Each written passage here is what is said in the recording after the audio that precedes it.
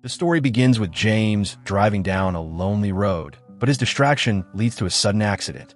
So, he rushes to help the woman he nearly hit, only to realize he has broken her ladder. James feels terrible and calls himself a piece of shit.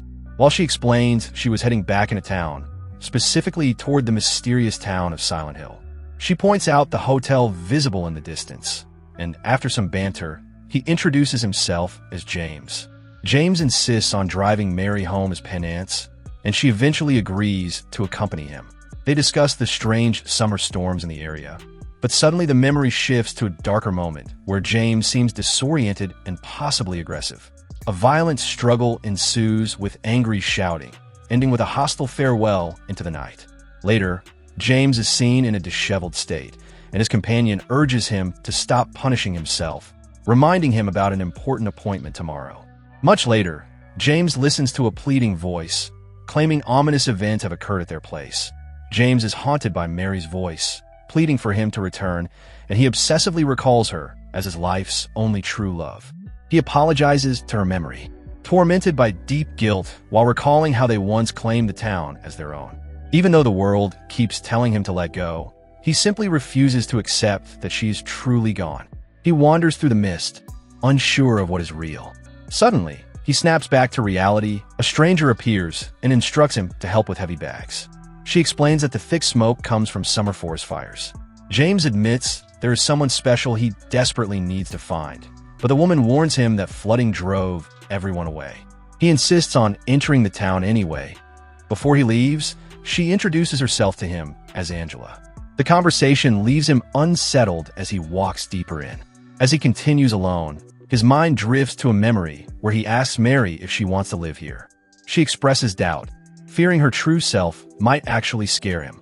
But James promises that nothing about her could ever frighten him. He comforts her, swearing he will always remain by her side. The memory fades into an apology that echoes in the void. Disoriented, he clutches his head as the pain suddenly returns. Angela whispers that the tragedy is entirely her own fault, and she cowers in the shadows, claiming to be a ghost. She demands that James keep quiet to avoid detection, but panic overtakes her as she senses the darkness returning. James calls a contact, admitting he is currently in Silent Hill, and he insists that he must find Mary immediately. However, the voice warns him that his home is gone. Suddenly, James is thrust into a surreal cocktail party conversation where guests describe Mary as the apple of her father's eye. They speak reverently of Joshua Crane, a man of great influence, claiming that he helped them organize their chaotic lives. The gathering dissolves when an emergency broadcast system suddenly activates, ordering all residents to evacuate the city immediately. The mechanical voice repeats that they must move quickly, insisting gravely that this alert is not a test. James navigates the fog, confused by the strange mechanical sounds, and eventually he distinguishes a desperate cry for help nearby. A vision of Mary appears, greeting him warmly in the dark, and the scene shifts to a memory of packing boxes together. James offers to help her with one last heavy push, but the memory fractures into a terrified plea for connection. An unknown caller warns that James has broken strict protocol, noting that he is currently in trouble and needs help. Suddenly, James recalls a tense gathering at his own home and questions why 20 people just showed up unannounced. Mary gently explains that they are the family who raised her before begging for their relationship to focus solely on them. James snaps back to reality and encounters a confused man who asks why James is not sick like the others. The stranger claims this city is now one big cemetery, describing how fires and madness recently destroyed the entire town. He marvels that James has been lucky so far. And after James claims to be a painter by trade, the man asks if he ever suffers from weird dreams. But James investigates a noise and discovers a young girl nearby. She introduces herself as Laura while hiding behind a metal gate. So James pleads with the child to squeeze through the bars. Eddie warns him against interfering. And yet, James insists on saving her. Suddenly, Laura stomps on Eddie's hand and insults his appearance, making Eddie rage at the child before a terrifying noise erupts. A massive creature awakens, forcing them into a chaotic, desperate retreat. After escaping the monster, James finds Laura to demand answers, but she cruelly tells James that saving Mary is futile. She screams about being trapped in this hellish purgatory with others. Later, James finds Laura perched high up on a concrete wall where she calmly describes a crawling monster that frightened her earlier. The child jumps down, trusting James to catch her. James freezes when Laura claims Mary gave her the doll, but the revelation is interrupted by a chaotic scramble, and Laura vanishes into the fog despite his screams. Later, James is confronted by a mysterious woman watching him, who skeptically questions his presence in this cursed town. The stranger demands to know his plan for escaping, but James admits he is unsure about his girlfriend's status. He firmly states his only goal is finding her, so the woman decides to join him for safety. She observes that James looks completely exhausted and worn out and instantly drags him away as monsters draw near. They sprint through the dark corridors to evade the monsters. The woman leads him through a maze of industrial decay, and James struggles to keep pace as they navigate the gloom. The pair slows down as the danger fades. Finally, the woman checks if James is injured and warns him that the hospital entrance is sealed shut. James and the stranger discuss his desperate search for Mary, but she cynically questions if his girlfriend actually survived. James investigates the hospital office and uncovers medical records, detailing a patient admitted with severe hemorrhaging and fever. The file identifies the suffering woman as Mary Crane, the daughter of a fanatic cult leader named Joshua Crane. He reads about the dangerous substance used on the patients and realizes the cult drugged her to control her mind, triggering a vision where she screams in absolute terror. The hallucination dissolves into a bloody and confusing nightmare, forcing James to panic as a new threat approaches.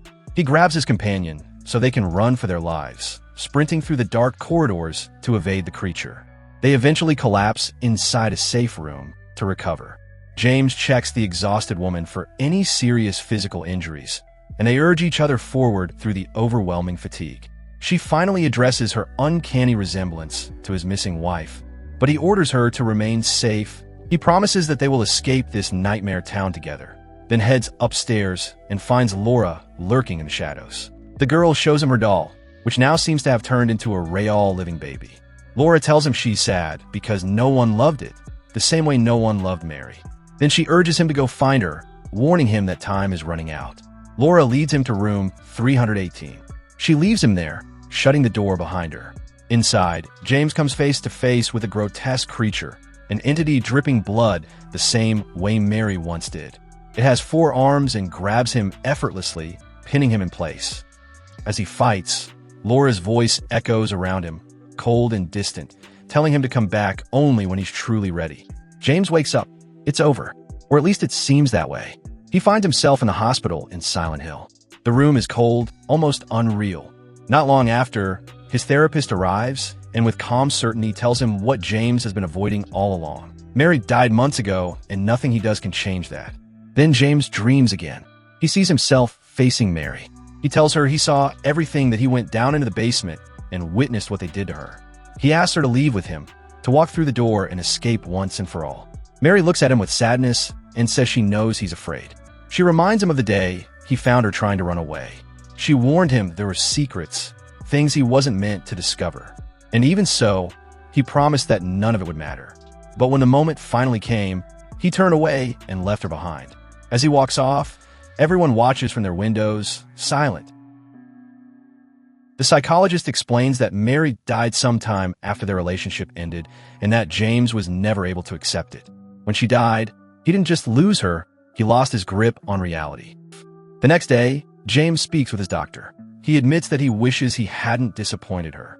Then he's left alone, staring out the window. James finds himself back in the hospital in Silent Hill, now completely in ruins. Beside him stands the blonde woman. She tells him she couldn't find her and reminds him of the promise he made. She says it's time to go. That's when she finally introduces herself. Her name is Maria. Maria tells him they can leave right now, but she also offers him another choice to stay there together, just the two of them, if that's what he truly wants. And so James is left facing his final decision. Between accepting the loss or staying in Silent Hill forever, James grabs his flashlight and decides to look for her one last time. He moves forward with determination. Maria stays close, begging him to listen, to stop, to turn back, not to go any further down this path. They step into the elevator, and as it descends, Maria warns him not to enter the hallways. James ignores her and keeps going. As he walks, he notices the portraits lining the walls, faces that seem to stare at him. Maria keeps pleading, begging him to leave with her, to abandon this place. But James finally snaps. He tells her that Mary isn't dead, that Maria doesn't even exist.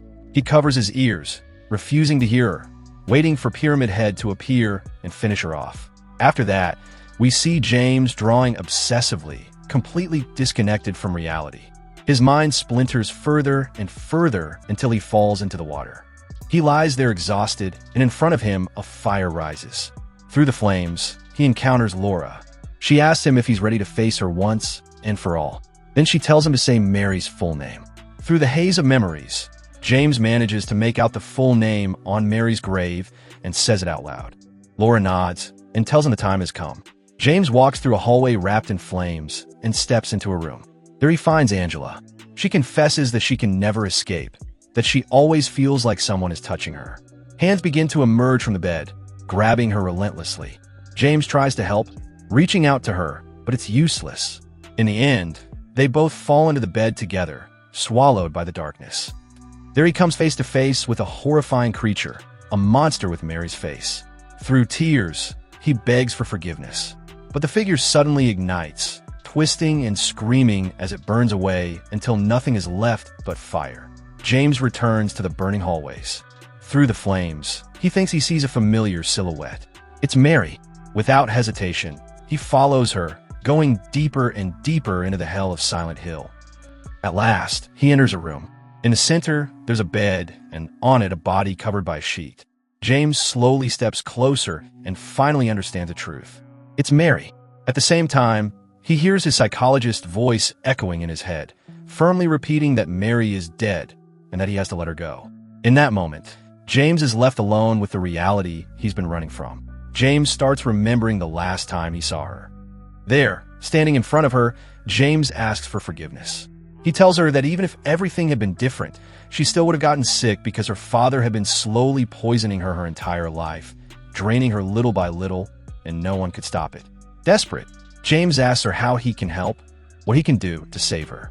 Mary looks at him with deep sadness and tells him he already knows the answer, and that all she wants now is to be free. Then she asks him to end her life. She admits she can't take it anymore, that all she's known for a long time is suffering. And it's there, even in the hell of Silent Hill, that James finally lets her go, not as an escape, but as a devastating act of love. James is finally able to remember her as she truly was, not as a ghost of pain, not as an echo of guilt, but as the woman he shared simple, real, luminous moments with. He recalls every laugh, every shared silence, every moment when the world felt calm. In that final memory, he sees Mary as she really is, free at last from the suffering that consumed her for her entire life. And then she forgives him. But James knows that isn't enough, because even if Mary can forgive him, he will never forgive himself. James takes Mary's body and gently places it in the passenger seat of the car. He drives toward the sea as the world grows quiet. When he reaches the edge, he doesn't hesitate. He floors it and drives straight into the void. The car sinks with him inside. As they descend, James whispers his final promise. Now he's ready, no matter the cost, no matter the destination. This time, he won't let her go. This time he won't run. The story snaps back to the very first moment they met. Everything starts again, but something is different. James isn't the same anymore. He won't make the same mistakes. Now he knows. Now he understands. This time, they move forward together. And this time, they're not going to Silent Hill.